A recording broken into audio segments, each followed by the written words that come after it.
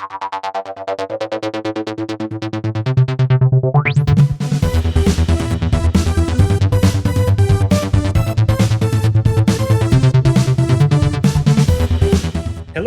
and welcome to Nerdverse Unshuffled, a podcast where we discuss the language people use when they talk about board games. We are your hosts, Jacques and Fayyaad and Jacques. Have you ever tried to learn a new game and you wondered what on earth do they mean by rounds, turns, actions? If you've ever felt confused about whether these means different things or they're just different words for the same thing, well, this is the episode for you. In this episode, we are discussing timekeeping in board games. The term is used to explain when different things happen in board games and when to track what players do over the course of the game. Yeah, so the first thing to note about the concept of time in board games is that it actually covers several related terms. So each of these terms actually deserves to be discussed at some length, and we're going to try to do that as much as possible in this episode. But we're also trying to balance out just having a reasonable amount of time and keeping the episodes to a place where you can actually listen to it in one big section. So we will mention a few examples and a few exceptions throughout the course of this, but we are going to basically have to split this into 2 episodes because there's just too much to cover. I mean, we've significantly expanded this entry since the original publication, and I mean, it's like the more you look into this, the more complexity you can kind of find in how games use these terms.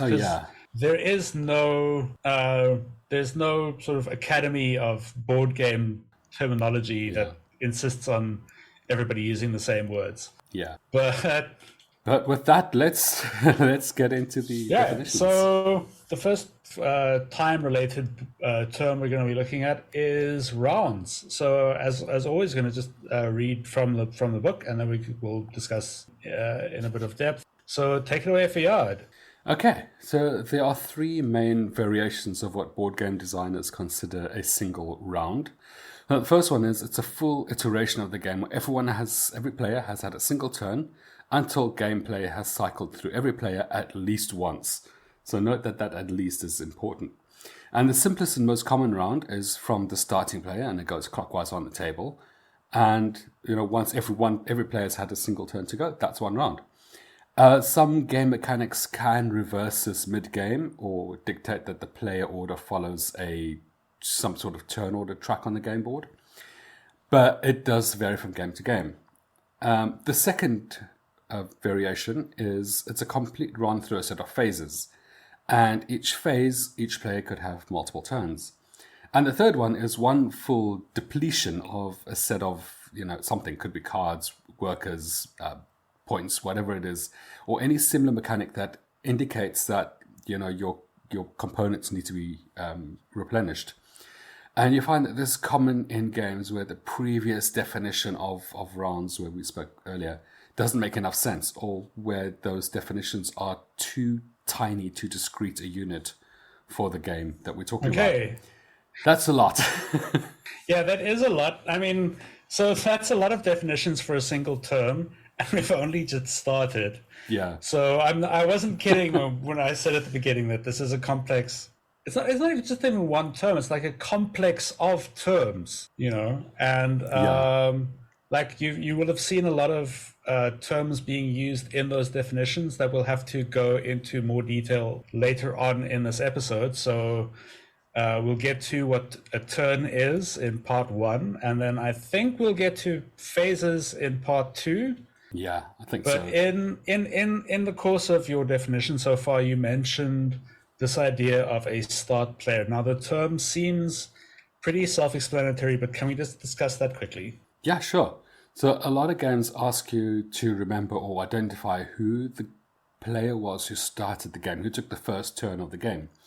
And usually for the sake of fairness, a lot of games specify that when we reach the point at which the game is ending or has ended, every other player needs to finish the round.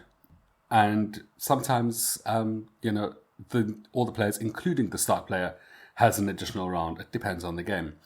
And other games, they don't care who the start player is. As soon as the game is identified as having ended, the game ends. That's it. There's nothing more to do or say. Yeah, I mean, some games do end quite abruptly. I think Scythe, for example. Yeah. Scythe, for example, and then we also played. Didn't we play a game this weekend where it also sort of just abruptly like, okay, so the one person does this and then the game ends? Oh, it was Imperial Settlers, Empires of the North, where once somebody gets to 25 points, that's it. That's the end of the game. That's it. Nothing else happens. Exactly. You're done. Yeah. Stick a fork in it. So I mean that's quite fun. Although it can be quite surprising if you're not paying attention to what everybody else is doing. Exactly. Which is why. Yeah. You need to be very careful with games like that. I think also Scythe, I lost quite decisively the first time I played it, specifically because I wasn't keeping track of like wait. So when is this game ending? Oh wait, oh no, I haven't managed to do anything I planned to do. But the game's done. You missed your chance, buddy. We're probably going to cut this bit from the episode, but with Scythe, what I found is that if someone has landed their third star for getting towards victory, the game is 2 or 3 rounds from over. So it's like you better be sure that you got your ducks in a row. Anyway. That's exactly actually what happened. But yeah, let's not get into too much detail for particular games. But okay, so just back to the idea of a round. What do you mean? What exactly do you mean when you say one full depletion of components? Why is that a good way of telling when a round has ended? I think the best way to illustrate that is by example. And one of the best examples I've got is with the game Seven Wonders, right, which takes place over 3 ages of humanity in terms of inventing and building things. But each age is a small deck of cards, right? And because there's no concept of start player, all players are playing simultaneously, the idea of a round doesn't make sense. Right. Until you say, okay, when all the cards are finished for one age, that's when we know that round is finished because everyone's playing simultaneously. Okay. So the way that Seven Wonders works is that because you look at your hand of cards and you take one out and you pass that entire hand along to the next player. So that's what we mean by one full depletion, because then they say, okay, by the end of that, once all the cards are out the hands, the round is over. Okay. So I mean I suppose that does actually make sense in terms of tracking the progress of a game. So it's either, we've got this many players around the table, and each of these players has had this many rounds. I mean, they've all participated in a certain number of rounds, and now the game is finished. Versus, okay, so here's a pile of components, and we're going to track, the progress of the game by just going like, okay, so once these are done, that's the equivalent of having gone around the table a certain number of times. Yeah, several times, exactly. So I mean, it does kind of make sense in terms of why it's called a round. Yeah. Okay. And I suppose the other question to ask is, do all games have rounds? No. Okay. They don't. I think that the only commonality between all games is that at least all players will hopefully at some point get a turn. But everything else is up in the air. Even when you come down to turns, you may not even get actions. It could be your turn. You can't do anything. But yeah, no. Short answer, no. All games do not have rounds. I'll give an example of Sushi Go, for example. Right? You can play the game and everyone's taking turns. So it's like Seven Wonders in that everyone is receiving a hand of cards from the previous player and then passing on that, taking one out, passing that hand of cards to the next player. Okay. But everyone's playing simultaneously. There's no concept of a round. Okay. Right, yeah.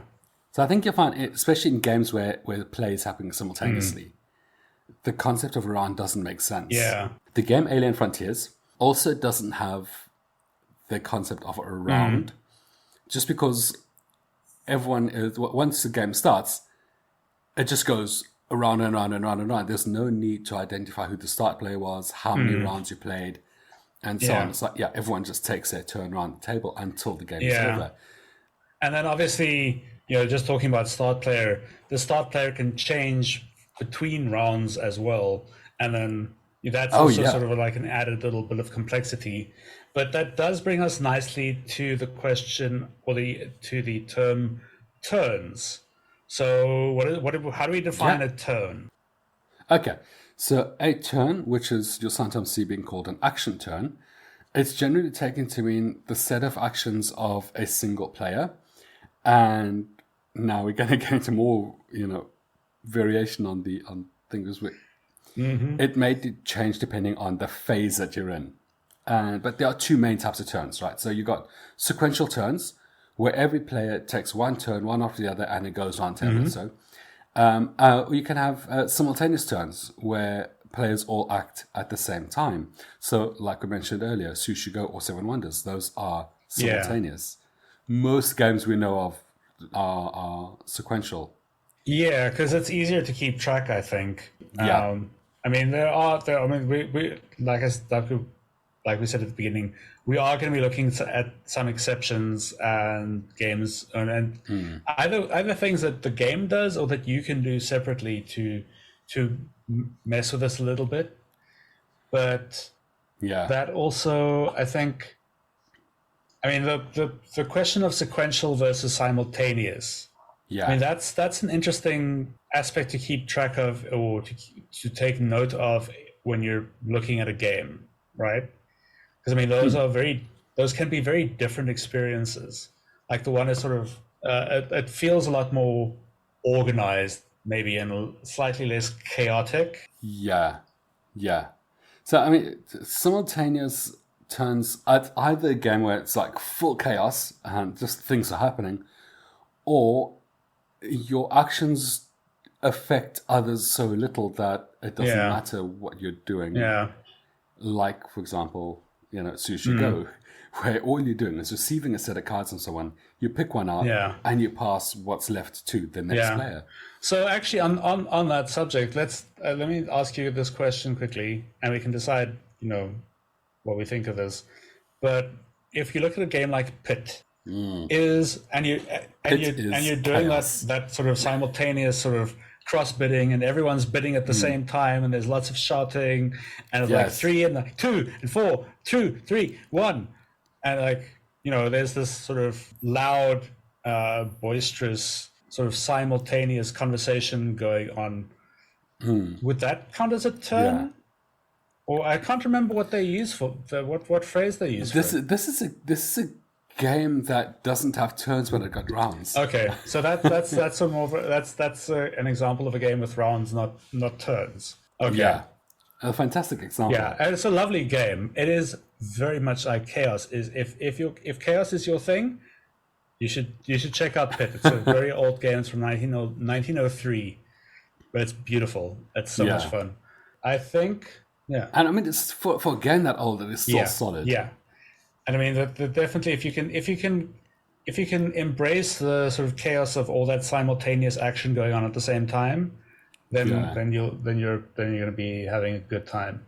So then I think the next one is actions, and I think that's the simplest one that we're looking at, like the most sort of basic one thus far. Yes, that is the simplest, most basic thing. So it's literally one thing a player can do, right? And in a lot of games, your action could be your entire turn. It's literally just what you do. So you look at, for example, Ticket to Ride. Yeah. You've got a bunch of things you can do on your turn, but you only take one of them. Right. Right. So your actions are literally take cards, play trains. Okay. In other games, what you've got, it's not just the one action, it's you can do a whole bunch of them, up to either a number of them, up to a certain allocation, up to, it varies from game to game. Yeah. But you take a look at a game like Clank or Clank in Space, right? Your actions are limited by what cards you've got in your hand. So you could do up to 5, 6, 12 actions depending on how on what you've managed to do with your cards. Because some cards will pull more cards into your hand, giving you more actions to do. So that is a game where one action isn't going to end your turn. But in a lot of simpler games, one action will end your turn. And then I think another good example we can maybe just talk through in this sense is another game we played yesterday, which is Fantastica. So in that case, there are some actions you can take where you've just got the one action. And then you've also got a bunch of free actions you can do pretty much at any time. And then if there's a specific action you can take that consists of several parts.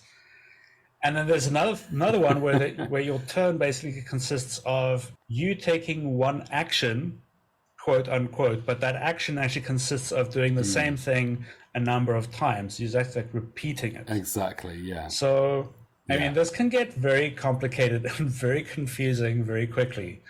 But I think let's just recap very, very quickly.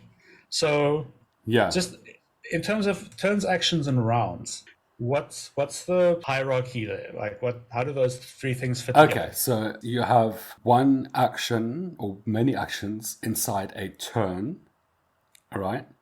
And then many turns, one per player usually, inside a round. And then X amount of rounds inside the entire game. Okay. Right. Okay. So I mean, that's just as a way for people to kind of keep track or keep score at this point of like where we are and how any of this stuff fits together.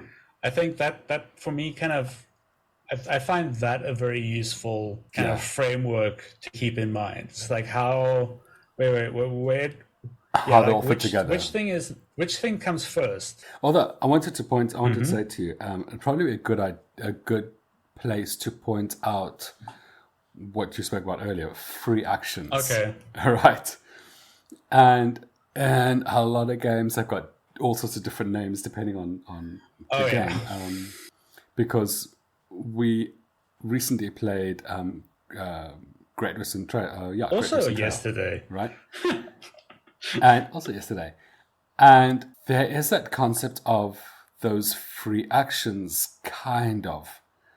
And that if you can't do anything else, there are those double actions you can do on the side of your board. But you look at a game like Fantastica, it calls them free actions. It's like literally actions that you can take at any time in your turn. Right. So they don't count towards your specified number of actions for the round. So it doesn't count towards your, in some games, the single action that you've got per round. You look at Lacerda games, he calls them executive actions. Right. And they aren't necessarily free, but they come as a consequence of one or two other. And in some games are free. It really just depends on the game. It gets complicated. But we'll get back to the Lacerda thing when we talk, maybe in the second episode. When we talk about reactions, that's when I want to talk about executive actions, because that is a lot of where executive actions come from. But like on Mars, you can do executive actions. You have to pay for it to do extra actions, but they don't count towards your standard actions of that round. It gets complicated. It really does. Yeah. I mean, it does take experience to kind of keep track of all these things. But also, I think even experienced gamers get confused when they're using these terms, and I think very few people could actually give you a proper definition of what any of this stuff means. Yeah.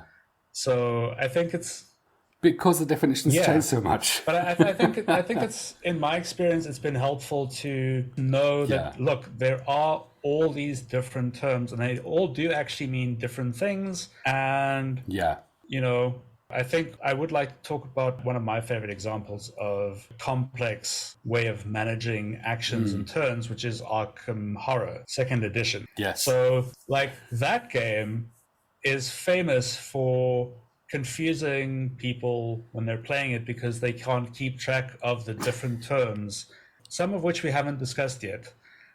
So I'm not going to get into too much detail at this point, but we will get back to that, I think. I mean, if it's any consolation to anyone who's confused by Arkham Horror, the fact that there's so many flowcharts available on Board Game Geek website is a testament to how complicated it is and probably shouldn't be. Yeah, I mean, it should be relatively simple. Well, again, it should be relatively simple depending on the game. And I think some games make it easier for you to keep track of what exactly happens at different points and kind of just streamlining that. But talking about flowcharts, I mean, we had to add a flowchart in the book to explain how all these things fit together. So, flowcharts are your friend. I'm a big fan. I mean, let's just look at actions in a little bit of detail. So, I mean, it does seem like it's a fundamental kind of part of what defines a game, right? Yeah, it is. It literally is the core of any game. It's literally what drives the game from turn to turn. Yeah. It is like the atom of the game in that every action implies a decision and a deliberate choice to do that action, right? Which is why everyone hates Snakes and Ladders as a game lacking any decent decision making. You could put the game on autopilot, take the players away, and because there's no decision making, the game plays itself and the outcome's almost exactly the same. It's also a little bit unfair to Snakes and Ladders because obviously when we've discussed this separately. It was made as a life lesson. It's not really a game. It's trying to teach you something, but it's trying to express a philosophy. But that doesn't make it a great board game. It makes it a very bad board game. But it does bring you why Ludo, for example, or Parcheesi in some places in the world, is a superior game to Snakes and Ladders, right? It's because you have some, even though you're going with the dice, there is a decision to make. Which of these 4 pieces are you moving around the board? It makes a difference. So, I mean, even in a very simple game, zombie dice. Yeah. So even in that game, I mean, your action is basically you roll the die. You roll the dice. Yeah.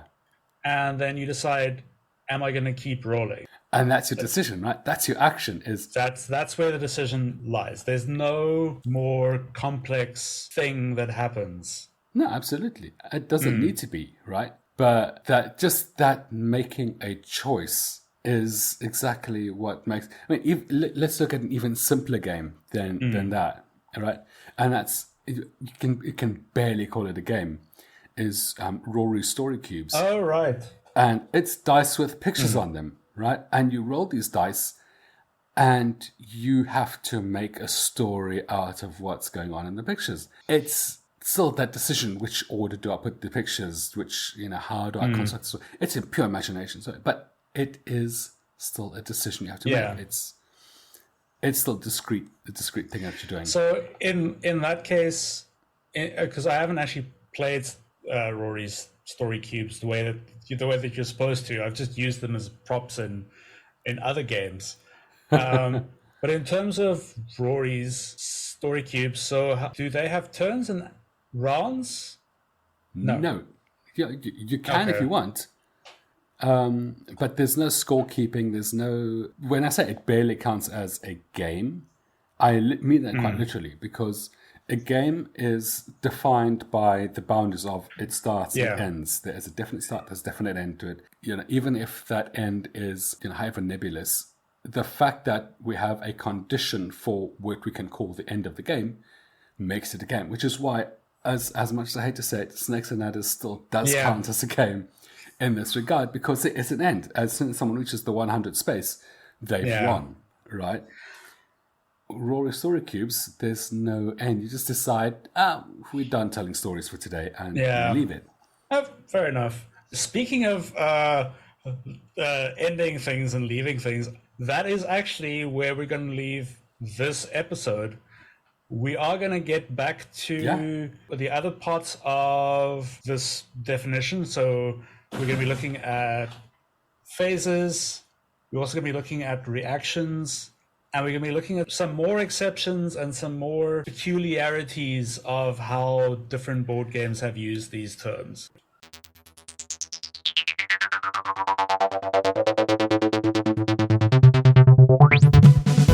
Thank you for listening. You can follow us on various platforms and join the conversation on Discord. Links in the episode description wherever you found this podcast. You can find articles and discussions about the terms used in this podcast over at nerdverse.co.za. You can also find articles on a host of other subjects, including tabletop role-playing games, interviews, events, and how-tos. Your hosts were Jacques van Heerden and Fayyaad Hendricks. Music editing and producer, Fayyaad Hendricks. Executive producer, Jacques van Heerden. Unshuffled is a Nerdverse Productions podcast.